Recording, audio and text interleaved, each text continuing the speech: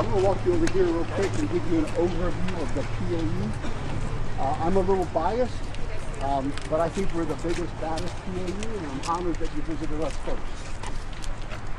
So these are all the weapon systems. Yes, sir. And you've got evidence to support that. Yeah, cool. And I don't sugarcoat it for my people. I tell them, I say, hey, listen, we're about one thing, death and destruction. Right? Our mission is to develop, produce, field unparalleled, unmatched warfighting capabilities in the hands of our soldiers so they can defeat any adversary on any battlefield, anywhere, at any time, period. Yes and amen. Did you get that on camera? That's exactly what it is right there. Cool. So I divide the PAE in half. Over here, you'll see our capability portfolio executive for defensive fires. Okay. So integrated fires and mission command. Yep. Over here is my sensor PM, 06 project manager. Our primary system here is LTAMS, which is the new replacement for the Patriot radar. Okay. Below this is my SHIELD project office. They've got all of my effectors. So there's PAC-3 MSC. You just got a brief on the Seeker this morning. Pick Implement 2, Stinger replacement, M-SHORAD vehicle. So a lot of capability there from an effector perspective. Okay. Yep. And below this is my directed energy project office. So all of my high energy laser systems, a lot of these capabilities are down on the southern border right now. Okay. Yep. We put a lot of capabilities in the CENTCOM, and we're also working high power microwave. Then on the right hand side of the chart, sir, this is my CPE for offensive fires. Up here is my Storm project office. PRISM is the big program there, Precision Strike Missile. Yep. It's a new program of replacing ATACMS, and then there's guided MLRS as well. Yep. Below this, here, these two offices are my Strike project office. I got medium range capability. We scare the hell out of the Chinese with this because we keep it over in the Philippines and Japan, keep it moving around the Indo-PACOM.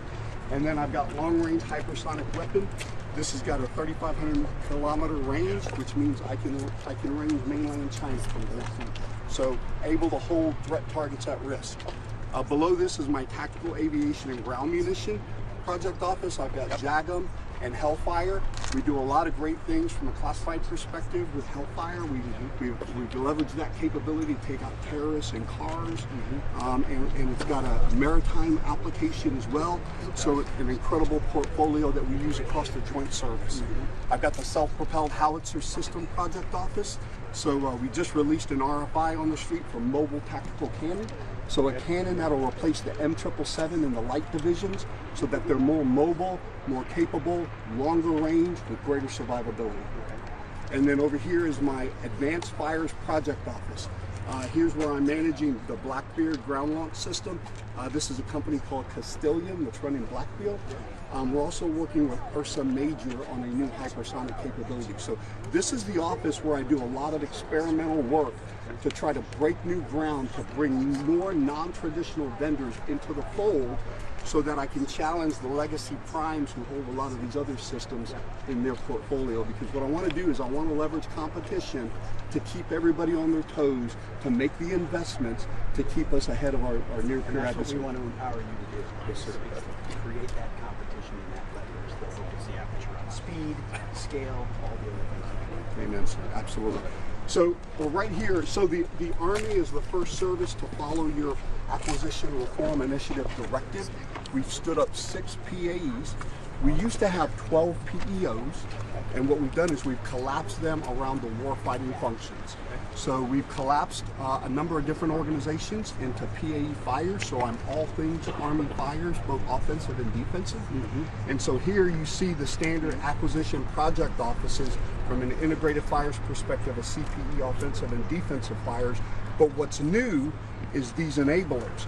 These enablers used to be external to my command, which means test, fires, the functional capability director, contracting, the DevCom lab, all those elements were external to me, which means they had their own chain of command, and what we didn't have was unity of command, right? And so if you want to go fast, if you want to make decisions in a lean manner, if you want to shave years off of acquisition programs, give the authority to me to run these guys. And that was part of the reform as well. Yes, sir. Bring that in so that it doesn't go somewhere else where it waits. So, sir, yeah, so as I laid out the new acquisition reform, right, those enablers, give him the ability to go execute, be able to trade. So if one of his programs is starting to fall behind or needs more test access or needs better contracting, he can move those people across the resources and focus to give him what he needs to do. Yes, sir. Flexibility. A commander's you've got intent, you know what needs to be done. Underneath that, you have the latitude to make changes, move people, move money, move emphasis, and deliver what we need. Absolutely. As opposed to the stovepiping, which was we're stuck right here on this timeline over here, I can't make any decisions. Right. Empowering the commander to make those decisions. Absolutely. What we've done is we've streamlined the bureaucracy. So like you said, underneath my commander's intent, we can make fast decisions and execute quickly and deliver for our soldiers. I mean, that's why we exist. We exist to deliver for our warfighters. If we're not doing that, we're failing. Well, and that's the other idea, is that he also has an opportunity to stay longer in the position, which means you develop an expertise there. You can trade off, you can take some risks that otherwise there wouldn't be an incentive to take. And underneath all of that creates a dynamic environment where you're actually iterating in real time the things that we need and moving that whole timeline left so to get where we need faster. Yes, sir. And to your point, I take those risks with an understanding that because I'm going to be here for a long time, I'm actually going to realize the risk. Yes. So I better make a good decision on day one because 3 years later I'm living with it. Well, that's true, because most of the time any risk that is taken is passed, the buck is passed to the next person. 100%. That's a great point. So the other thing that this does is, I serve as General Lozano's deputy PA. I'm also the commanding general out of Fort Sill, where I own all the field artillery and air defense schoolhouses. And so as we're making decisions on future concepts here, I can make faster changes into .mil PFP integration. And so that the training that the soldiers are getting, it's advanced individual training, the basic officer leader course, the captain's career course, you name it, is brought there a hell of a lot faster. Because that's the one thing that we haven't been able to do is keep up with this communication. Sure. Sir, 2 critical missions we're fulfilling. One in 27, I'm going to field the Guam Defense System architecture to protect Guam against the massive threats we might face from China and North Korea. And also, we're the primary lead for the Army's contribution to Golden Dome. So I'm working very closely with General Bootline to understand what capabilities he needs to protect our sites in the United States. Yeah, I just got briefed from him last week, and that'll be key. Okay, sir, so here's what I want to do. I want to put you in touch with some of my junior officers. Look at the toys. Look at the toys. And what's great about how we do business here is I take a major or a captain and I give them a weapon system. And I give them commander's intent and guidance and run it. Run it and get it in the field and be successful. So we're going to link up with the experts and follow you. This is,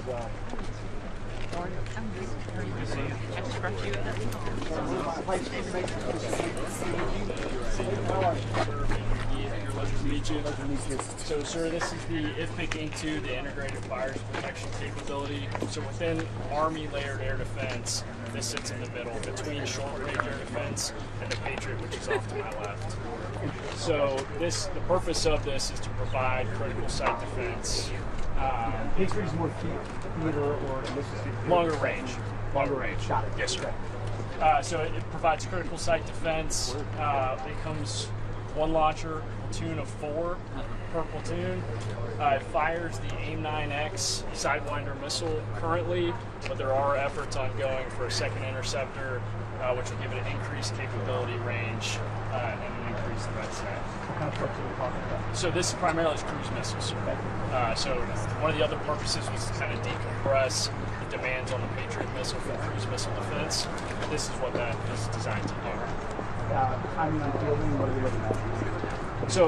So currently we have a platoon in Korea that was actually expedited over as part of the Chief of Staff of the Army's Transformation and Contact. Okay. And then we have a platoon that is fielded at Joint Base Lewis McChord 152 ADA. We will start full battalion fielding in FY27, and we are funded to up to 9 battalions. So as the launcher sits, currently the missiles are fired out of all-up-round magazines that are elevated. There's 3 all-up-round magazines loaded on this launcher currently. Each magazine holds 6 AIM-9X missiles for a total of 8. One of the other advantages of this system is our target service rate. compared to other air defense systems. So 9 targets in 15 seconds is our requirement. So you get increased target surface rate as well as additional systems will provide. An additional note, sir, is it is minimally manned, so it's only manned by 2 14 Tangos and can be remotely operated.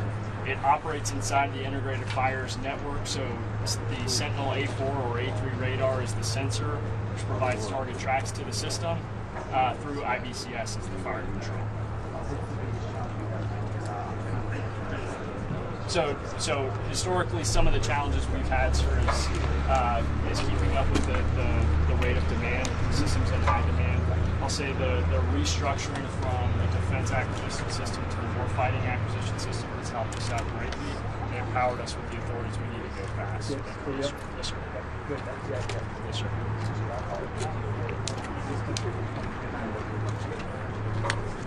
Yes, sir. Yes, sir. Thank you. So the great thing about this system, sir, was 7 years ago. 7 years ago, it did not exist. So we went hyperspeed on this program to get it in the field. The reason it's so important is this is our Army's premier cruise missile killer. Before this system existed, I had to shoot everything down with a Patriot. Patriots have a long production lead time, but they're very expensive. I need something to free up Patriot magazine depth so I can go after the more exquisite. No, sir, about 450K. That's right. 4 million. Yeah. That's why. Exactly. Because they want to use that more sophisticated threat to blind us and to come in with the dumb munitions. And this is 360? It is, sir. So you could, what's the range of what kind of bubble can They can shoot out to about 8K, sir. 8K? Yes, sir. Sensing out to about 8K. Sensing out the direction of the so a 5 mile, I don't know my case, 5 miles.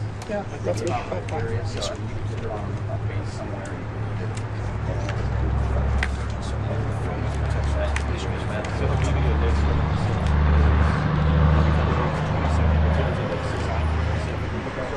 Conceivably, you could have 27 platoons on 27 different islands providing cruise missile defense, allowing Patriot to focus on the more stressful threats. It's a cost saver. It's a huge pull saver too, because it's the same MOS as the Patriot. So when we put this into composite organizations, we don't have to stand up a new unit to do a stovepipe thing. The same MLS. So when it's our Fort Sill. Yes, sir. So when we go to Fort Sill, the 14 Tangos that man these launchers, the same 14 Tangos that man that launcher is the command Patriot launcher. It opens up opportunities for because someone else up at the right place, which is but more importantly, we don't have to create a new battalion. We don't have to create more bureaucracy to do something. We can put this launcher next to a Patriot launcher and call it a day without having to ship another battalion. General Navy and create a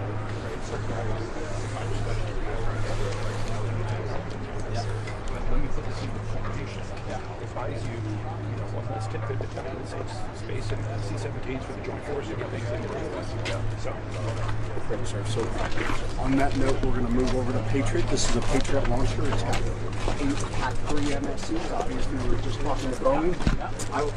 Again, I'm biased. I'll tell you the PAC-3 MSC interceptor is the best air and missile defense interceptor in the world. That's why everybody wants it. That's why we're ramping up production to support not only the U.S. demand, but foreign orders. So this is Lieutenant Colonel Moby, sir. How you doing? Great to meet you, sir. Great to meet you.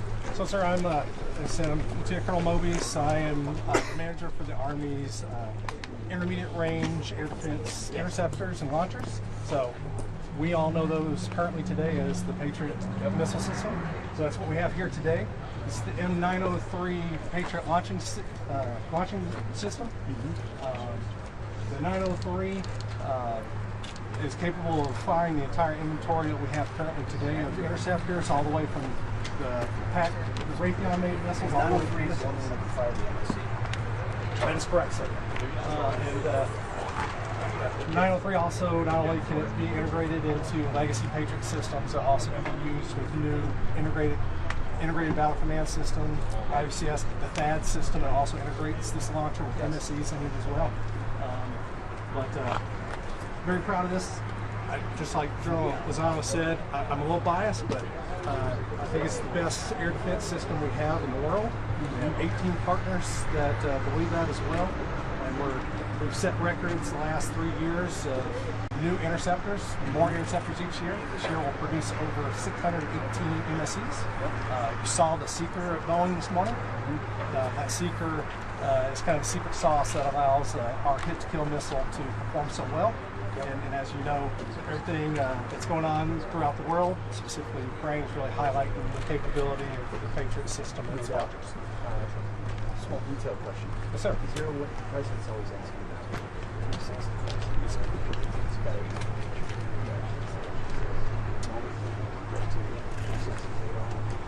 So the current launcher will slew.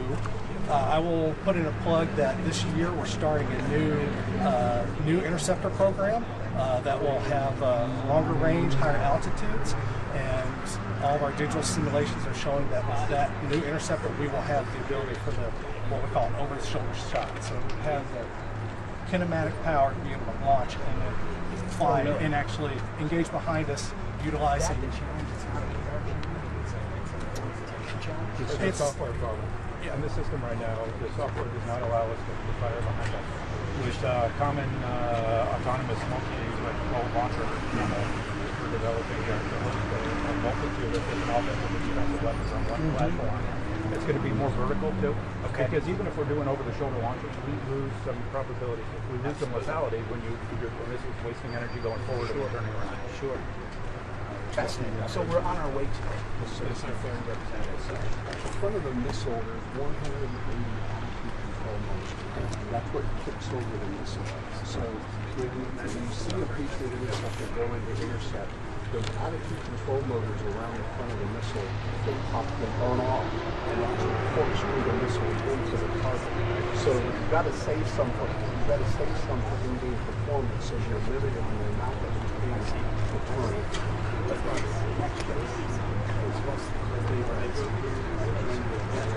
So it's kind of a multi-part approach. So the integrated sensors, integrated IBCS, and then with 360 sensors, all that has to work together as a system of systems to get that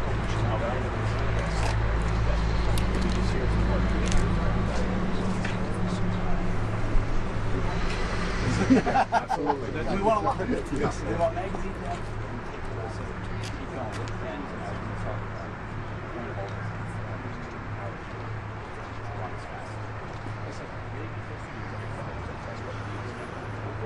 And we look forward to it. Like I said, I think Patriot Interceptor need the opportunity to exercise these proven forms to go fast. yeah, love it. Thank you so much. Appreciate it. So, sir, I'm going to walk you over here to a long-range hypersonic weapon. This is how we reach out. So, it's got a 3,500 kilometer range, so that's roughly about 2,700 miles. Again, if I put one of these on the wall, I can range in it, so I can hold a lot of threat targets at risk. Just by I put one in London, I can range it. So depending on where you put one of these things in Qatar, I'm ranging Tehran, right? So you have a lot of reach ability. Yes, sir. Yes, sir. So this is Major Mandarin. Sir, Jeff Mannering. I'm responsible for the hypersonic C2 and ground support equipment. So what we got here, this is the Transport Erector Launcher, or TEL, which is the Army's launch platform for the hypersonic weapons. So this is a culmination of intense collaboration between the Army, the Navy, our industry partners, specifically Lockheed Martin and Leidos, and especially the soldiers who are currently operating this in the field. They've been part of the design from the very beginning. So when it comes to the missile, we've jointly engineered a round that can be fired from our TEL, Virginia-class submarine, or the Zumwalt. And then at just under 34 feet long and 34.5-inch diameter, this is the largest munition in the Army's inventory. So this is also how we are contributing to the strategic offensive fires, providing STRATCOM and your geographic command commander with an unmatched tool for deterrence and escalation management. The payload specifically is the glide body. So the olive brown consists of a two-stage booster, which propels the glide body to speeds in excess of Mach 5 and ranges exceeding 1,700 nautical miles. So that's roughly from here to San Francisco, delivering a lethal payload that can deliver effects about the size of this parking lot in under 20 minutes. It's pretty small. It's under 30 pounds of explosives. It really just gets your kinetic energy projectiles out. So it's all the speed. It's all the speed. All the speed. Yes, sir. Yeah. So we're at 80 degrees. It's about 46 feet to the top.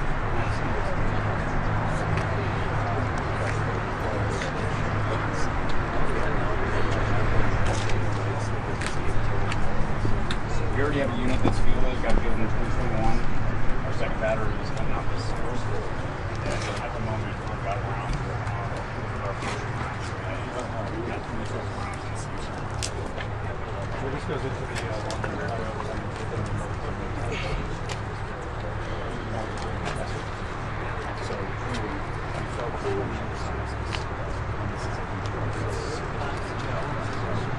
So this with the mid-range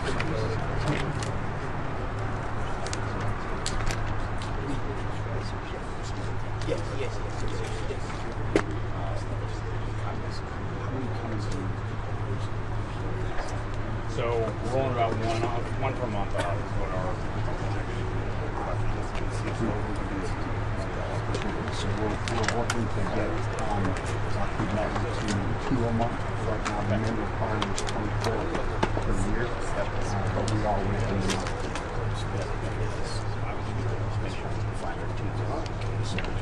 Okay. We will too. No, this isn't.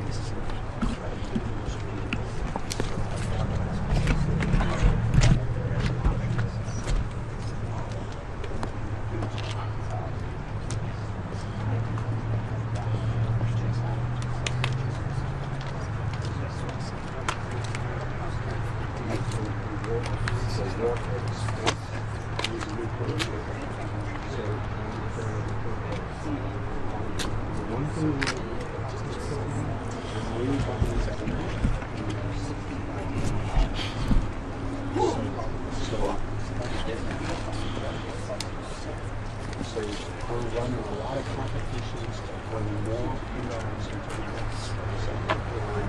Facilities, a lot of these different financials,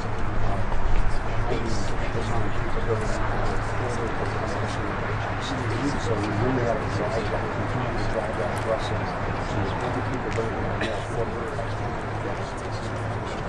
excellent, sir. Thank you for your time. So, sir, the last thing we're going to show you is the brains of everything that works. What we call it is our fire control battle management capability. It's the integrated air missile defense battle command system. What we do is we take the fire control software from one hypersonic weapon, we take the fire control software from IBCS, we take the fire control software from Patriot, we virtualize it, and put it in server stacks in this mobile mission command node. And then this is how operators employ the capability based off of radar data.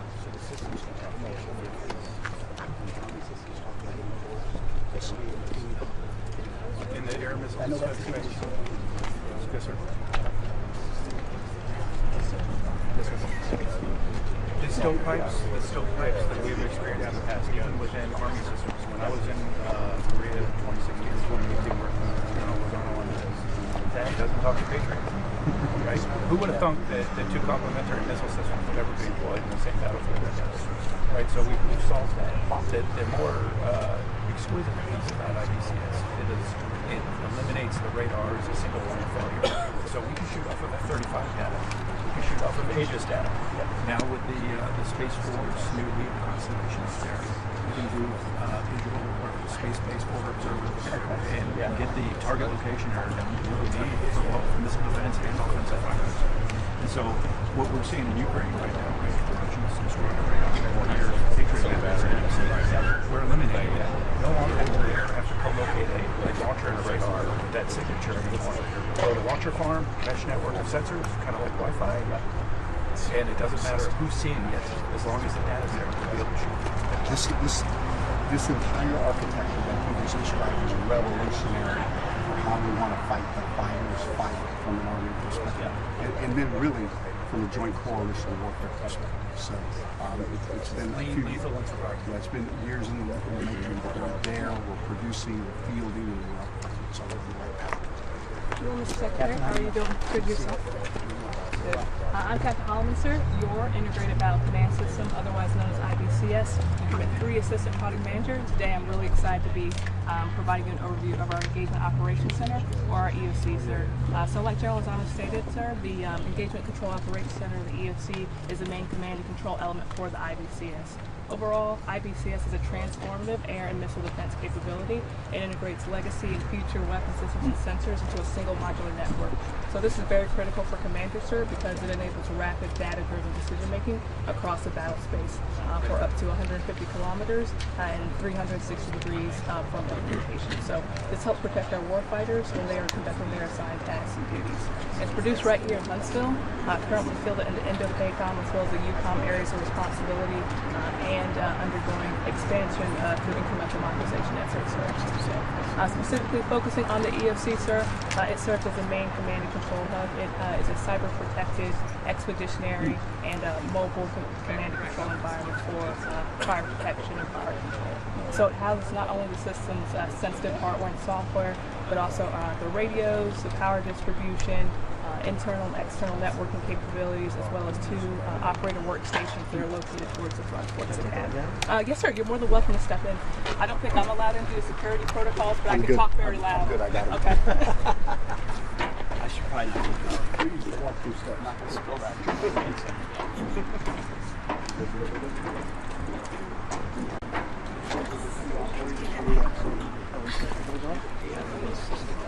I'm not sure what features are allowed. So is this okay? Get shooting in? Probably not. We can get him. Let's not get the camera. Say what? What's the system assessments or stuff like this back in the day? Outside is fine. Or look at the logo. I wouldn't take anything inside. Yes, you're good. You can take photos on the outside. It's not Outside and inside. So don't shoot in. Just come down. Oh, that's what's changing. You can fit a camera in there. I may be a little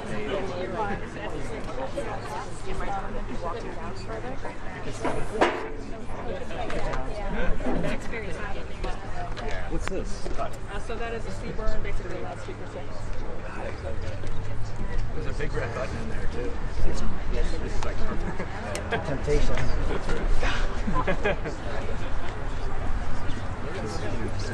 When these be all networks that one man can use, it's almost like a network. That's what we need in the Army, more big red buttons.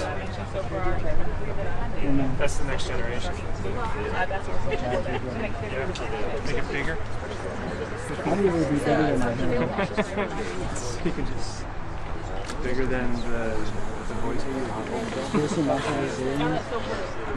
Yeah. There's like the 2 previous copies. It's like that. One's a copy machine. One's We need a chair for him to show the voice.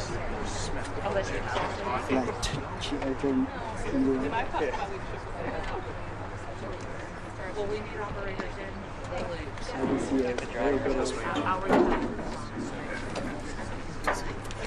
You're very welcome. Thank you. Can I talk with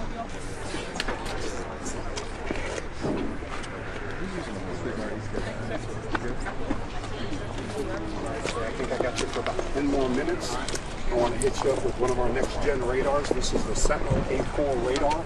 It's optimized for SHORAD threats. That would be anything from counter UAS,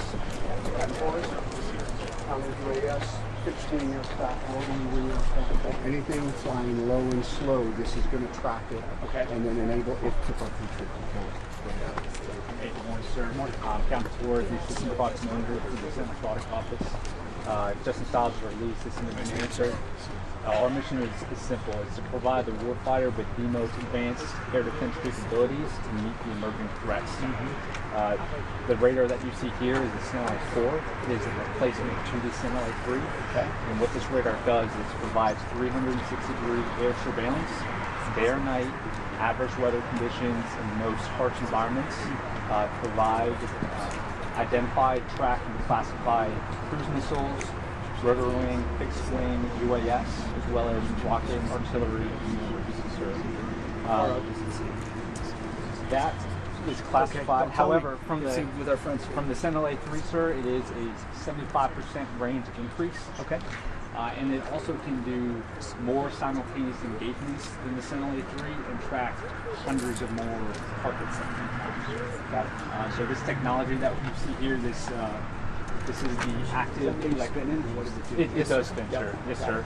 So with this new technology, the active electronically scanned array, what it's able to do is to do simultaneous things at once. The thing about this, sir, is it does have growth potential. The current array that you see here is 60% populated, but we do have the ability to increase how much is in the array, which allows us to meet future threats. Yeah, as we makes sense. Yes, sir. Yes, sir. Just to let you know, we are in low-rate initial production with the plan to be in full-rate production at the end of FY26, sir. And our first fieldings will be actually in the National Capital Region, which will greatly increase the capabilities in that particular area. So, and this ties. Does this then tie to that system? Yes, sir. So this is the sensor. Yes, sir. This is the sensor that ties to the yes, sir. To the launcher system. Yes, sir. This whole system is system architecture. I do want to point out that we are fully invested in the transformation and contact initiative, sir. We have early deployed a Sentinel A4 to the Republic of Korea, and we are getting excellent feedback just from our initial training with the soldiers. And that allows us here to, change what we thought we needed to do and adapt to what the soldiers want us to do. So we are early flew to Korea, and in January we're sending a Sentinel A4 to the National Capital Region to start that integration process earlier. So then when it is fielded late next year, sir, it'll be ready to go. Any questions, sir? I just want to make that very quick. Thank you.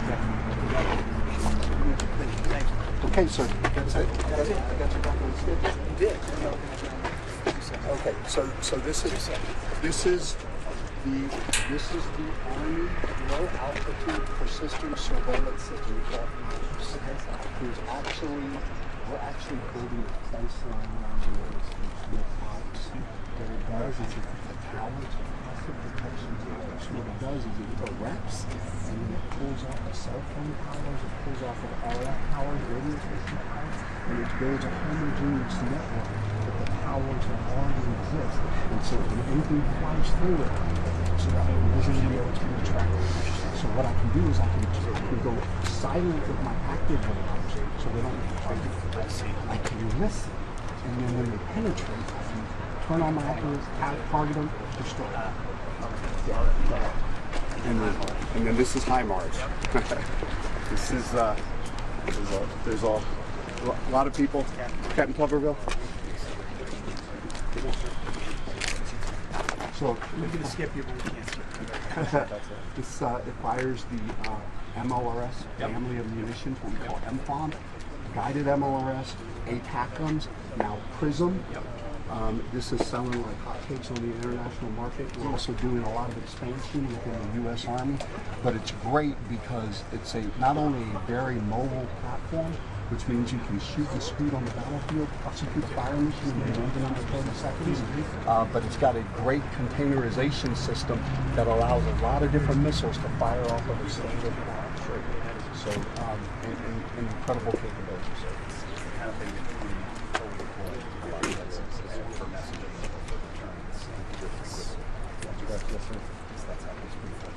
Well, in Afghanistan, they started doing a lot of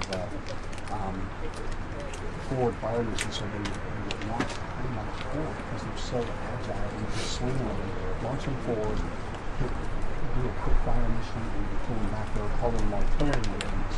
can support those operations. Sure. And strikes. Thank you. I love it. I appreciate it, guys. Well, thank you, sir. Can you tell you how much this means? Done? Oh, that's fine. Let's see. You guys can go to the van if you want. Oh, that's fine.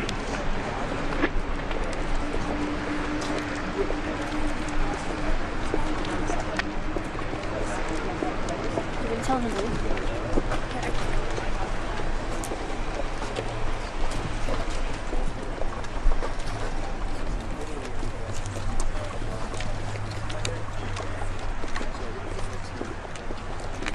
So my guess is